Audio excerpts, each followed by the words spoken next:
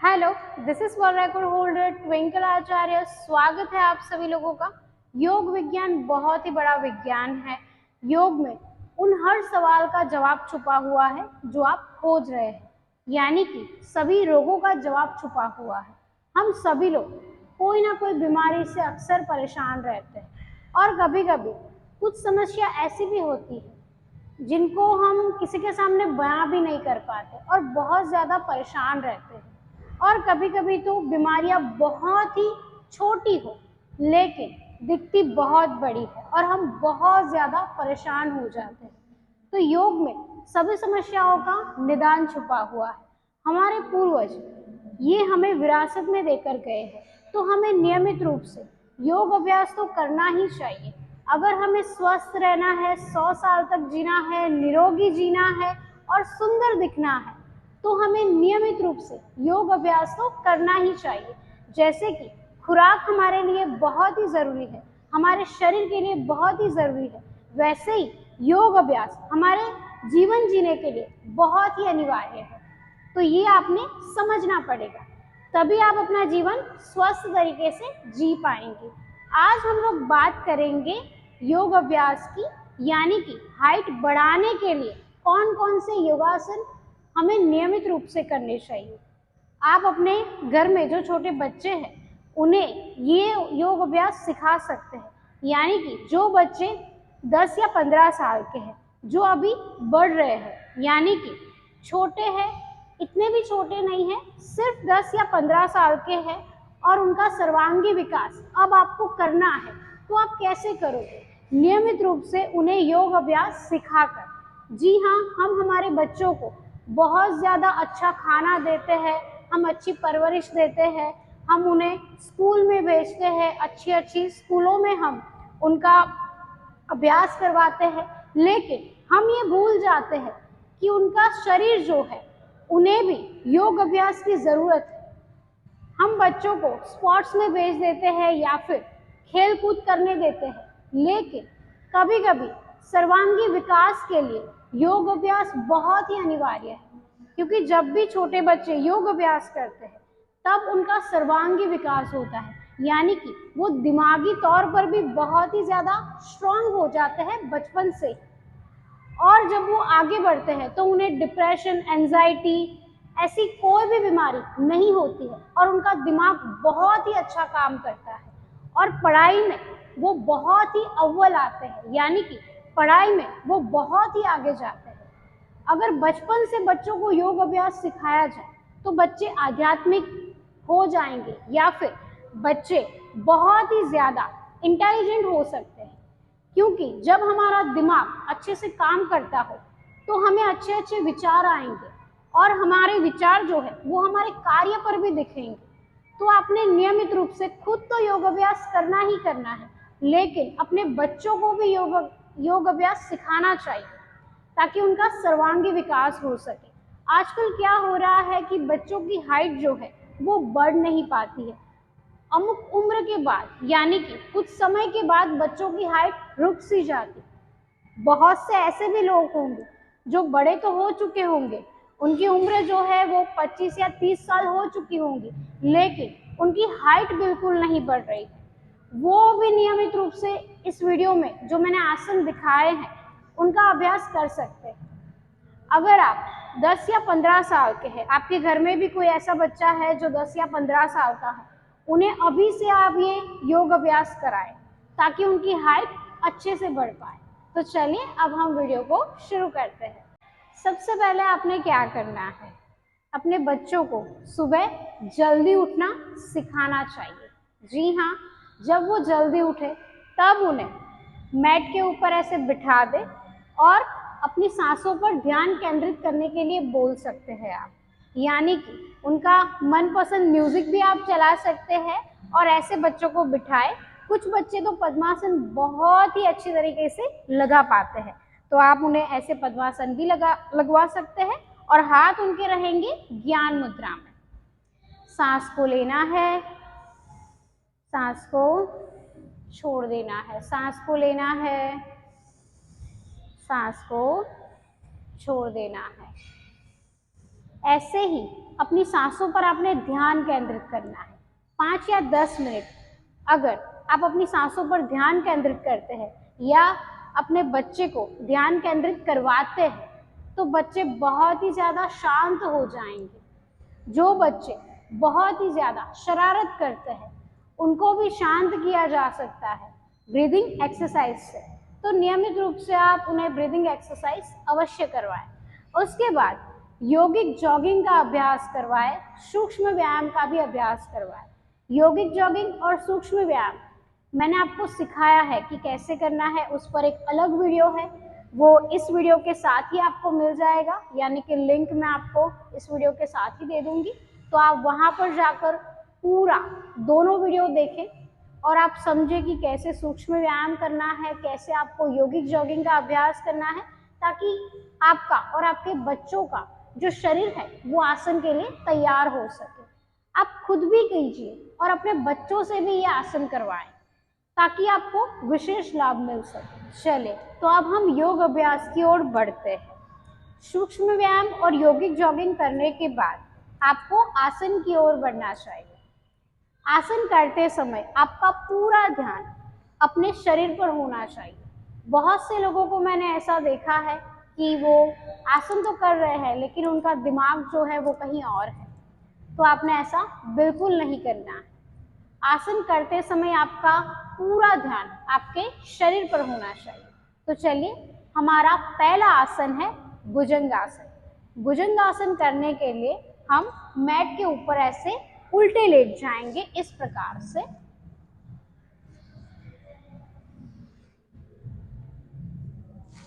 दोनों पैर आपके एक दूसरे के पास रहेंगे और दोनों हाथ जो है वो आपके छाती के पास ऐसे। सांस भरना है, सांस भरते हुए ऊपर उठना है इस प्रकार से और यहाँ पर होल्ड रहना है, यानी कि आसन में बने रहना है। जितना हो सके उतना आपने करना है।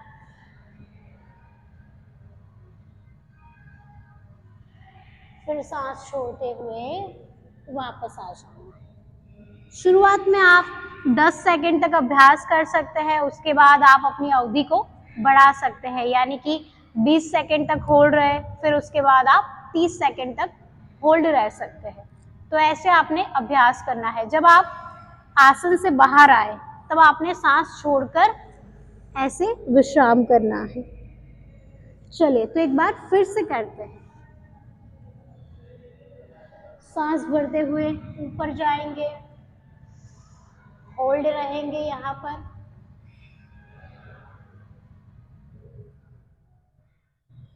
फिर सांस छोड़ते हुए वापस आ जाएंगे, फिर विश्राम करेंगे।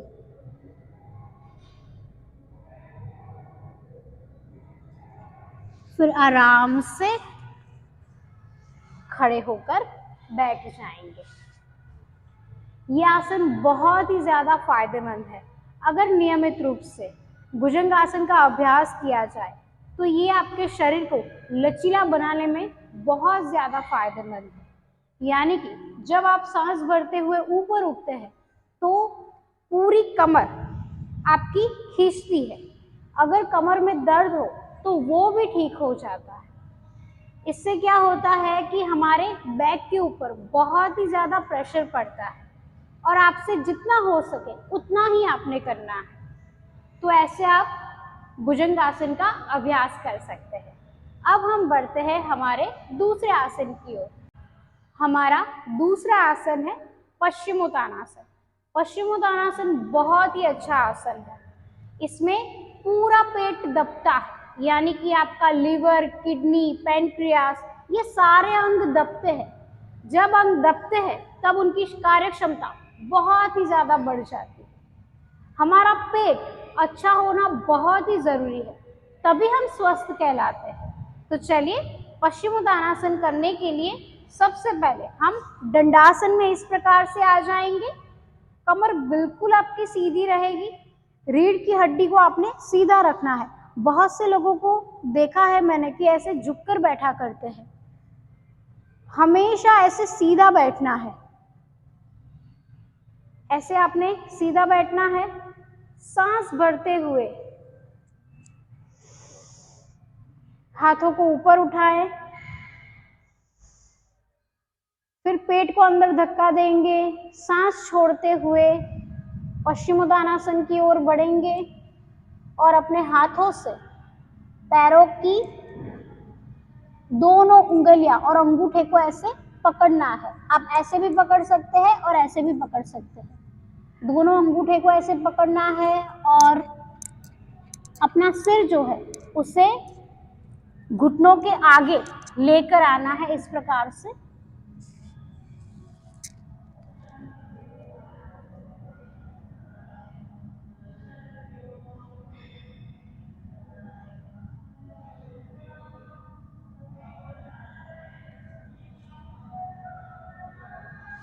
और फिर धीरे से वापस आ जाना है। मान लीजिए कि आपसे इतना ही हो पा रहा है। बच्चे तो बहुत ही आसानी से इस आसन को कर लेते हैं, लेकिन कुछ बच्चे ऐसे भी होते हैं जो पश्चिमोत्तानासन नहीं कर पाते हैं, तो वो जहां तक भी जाए वहीं पर उन्हें होल्ड रहने को बोलिए। वहीं पर उन्हें होल्ड रहना है इस प्रकार से, जैसे कि मान लीजिए आप हाथ को ऊपर उठाकर सांस भरते हुए सांस छोड़ते हुए नीचे आ रहे हो और आप यहाँ तक ही जा पा रहे हो, तो आप यहाँ तक ही होल्ड रहिए। इसी प्रकार आप आसन में बने रहें। कुछ अवधि के बाद, यानी कि कुछ समय के बाद, आप आसानी से आसन में प्रवेश कर पाएंगे। बहुत से लोग मैंने ऐसे देखे हैं जो आसन का अभ्यास नहीं कर पाते हैं और उसी दिन गिव अप कर लेते हैं, यानी कि ऐसा सोचते हैं कि मुझसे तो आसन हो ही नहीं रहा, तो फिर हम कैसे करें। आसन एक दिन में कभी भी नहीं होता है। अगर आप लगातार इसका अभ्यास कर रहे हैं तभी आपको इसके विशेष लाभ मिलेंगे। तो आपने क्या करना है, 1 महीने तक लगातार पश्चिमोत्तानासन का अभ्यास करना है। बाकी सारे आसनों का अभ्यास करना है, लेकिन जो आसन आपसे नहीं हो रहा है, मान लीजिए कि पश्चिमोत्तानासन नहीं हो रहा है, तो लगातार आप अभ्यास करें। एक दिन तो आपका हो ही जाएगा, यानी कि 1 या 2 महीने में तो पश्चिमोत्तानासन अच्छे से हो जाएगा। तो ऐसे आपने अभ्यास को लगातार करना है। पश्चिमोत्तानासन के बाद आपने दंडासन में वापस आ जाना है और 3 बार लंबे गहरे श्वास भरने।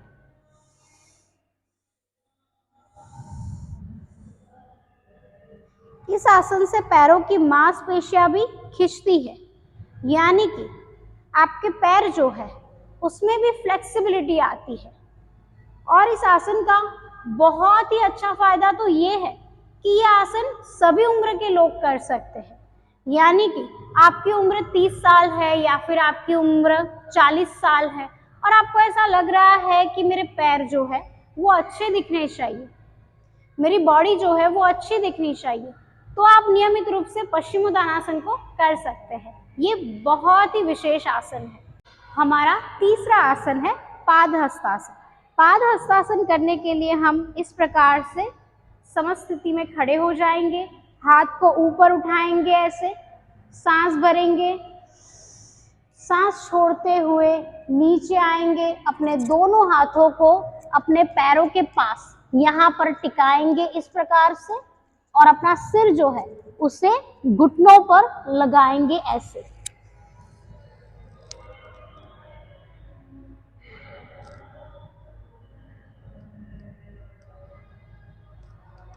बने रहे आसन में।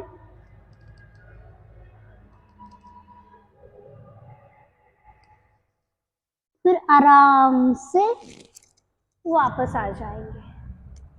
आपने क्या करना है, सांस भरते हुए हाथ को ऊपर उठाना है, सांस छोड़ते हुए नीचे जाना है।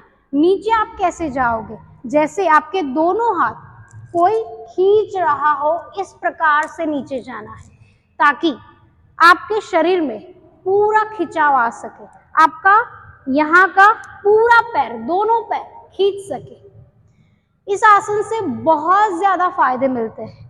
अगर ये आसन नियमित रूप से करते हैं तो आपकी लंबाई बहुत ही अच्छी हो जाएगी। छोटे बच्चों को तो विशेष रूप से करवाना चाहिए। तो चलिए फिर से एक बार करते हैं। सांस भरिए, सांस छोड़ते हुए नीचे आएंगे। अपने दोनों हाथ पैरों के पास में रखेंगे इस प्रकार से। मान लीजिए कि आपके हाथ पूरे नीचे नहीं जा पा रहे, यहां तक ही आप आ रहे हैं, तो यहां तक ही सही। ऐसे आपने होल्ड रखना है इस प्रकार से, फिर वापस आ जाना है। जहां तक आप जा पाए वहां तक ही आपने होल्ड रखना है। एक दिन आसानी से आपके हाथ जो है वो पैरों तक पहुंच जाएंगे। तो ऐसे ही आपने पाद हस्तासन का अभ्यास करना है। हमारा चौथा आसन है ताड़ासन। ताड़ासन करने के लिए आपने क्या करना है, ऐसे समस्थिति में खड़े हो जाना है। आप पैरों को खुला भी रख सकते हैं इस प्रकार से, या फिर ऐसे भी रख सकते हैं। ऐसे आपने ऊपर उठना है। अगर पैरों के बीच में जगह रहेगी तो आपको आसानी रहेगी। शोल्डर लेवल जितनी पैरों के बीच में आपने जगह रखनी है। फिर आपने क्या करना है, सांस भरते हुए अपने दोनों हाथों को ऐसे ऊपर उठाना है इस प्रकार से। आप हाथों को ऐसे उंगलियों को ऐसे इंटरलॉक भी रख सकते हैं, ऐसे ऐसे इंटरलॉक भी रख सकते हैं, और दोनों हाथों को ऐसे खुले भी रख सकते हैं। जैसे भी आपको अच्छा लगे वैसे आप कर सकते हैं। तो चलिए एक बार हम खुले हाथों से करेंगे। सांस भरते हुए अपने पैरों को ऊपर उठाएं। पंजों पर आपने खड़ा रहना है और किसी एक बिंदु पर आपने अपना ध्यान टिकाना है। चेहरे पर मुस्कान। फिर आसन में आपने टिके रहना है, अपने पंजों पर खड़ा रहना है। इससे क्या होगा कि आपके शरीर की पूरी मांसपेशियां खिंचती है और शरीर की अकड़न भी दूर होती है। फिर आराम से आप वापस आ जाएं। अब हम करेंगे अपनी दोनों उंगलियों को इंटरलॉक, ऐसे सांस भरेंगे और आसन में होल्ड रहेंगे। किसी एक बिंदु पर अपने ध्यान को केंद्रित करना है। श्वास की गति आपकी नॉर्मल रहेगी।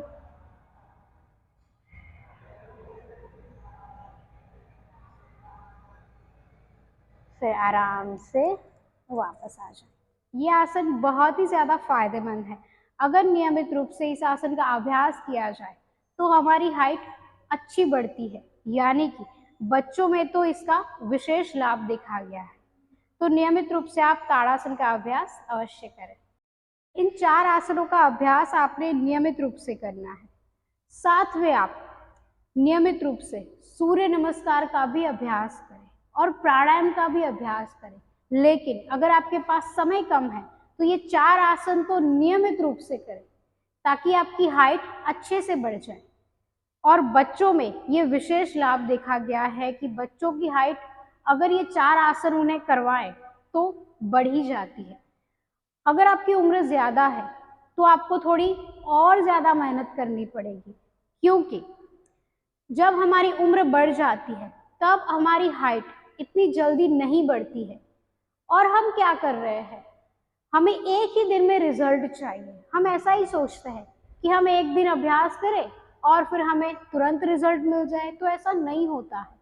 अगर आपकी उम्र ज्यादा है, आप 30 या 35 साल के हैं, तो आपने लगातार पूरे वर्ष इन 4 आसनों का अभ्यास करना है।